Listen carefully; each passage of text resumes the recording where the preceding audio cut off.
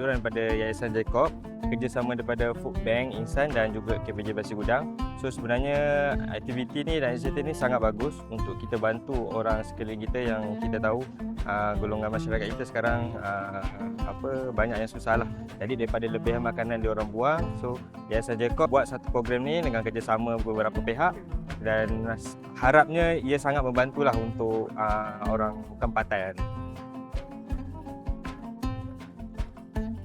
Pada pandangan saya mengenai inisiatif daripada Yayasan Jacob dan juga Kementerian Perdagangan Dalam Negeri dan Kos Sara Hidup ni adalah satu inisiatif yang bagus di mana kita boleh mengelakkan pembaziran makanan serta di masa yang sama kita dapat membantu mereka-mereka yang memerlukan makanan sebab kita tahu tak semua orang hidup senang dan sekarang adalah waktu kritikal bagi semua orang.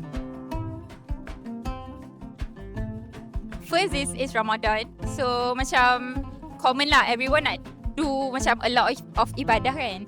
Tapi kita macam kadang-kadang kita lupa yang benda ni juga part of ibadah, which is kita kumpul makanan-makanan yang orang tak nak ataupun akan dibuang dan kita bagi pada orang yang betul-betul nak makan.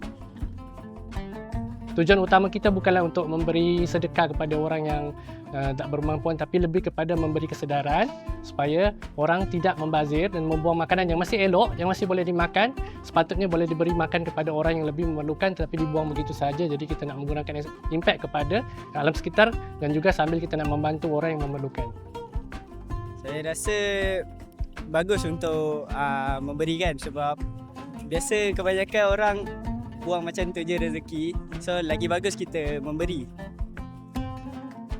Yeah, throughout years actually it really helps sebab sebelum ni macam my family tak kisah sangat lah bila nak buang makanan. Tapi after I started joining this for few years, macam bila kita nak buang tu kita fikir banyak kali. And kalau boleh kita macam try juga nak habiskan. Ataupun like we can keep it for next sahur ke, you know, like selain daripada buang lah. Yeah. Kita juga pernah pergi ke rumah-rumah yang macam agak sangat daif. Contohnya macam sebelum ni kita pernah pergi dekat kawasan Kempas, Senaran Baru. Kita dapat satu rumah tu ada beberapa banyak anak dia ramai, ibu tunggal. Dan sebenarnya sedikit sebanyak benda ni dapat meringankan beban mereka lah. Mungkin dari segi sokongan moral walaupun kita tak akan supply hari-hari dan sebagainya.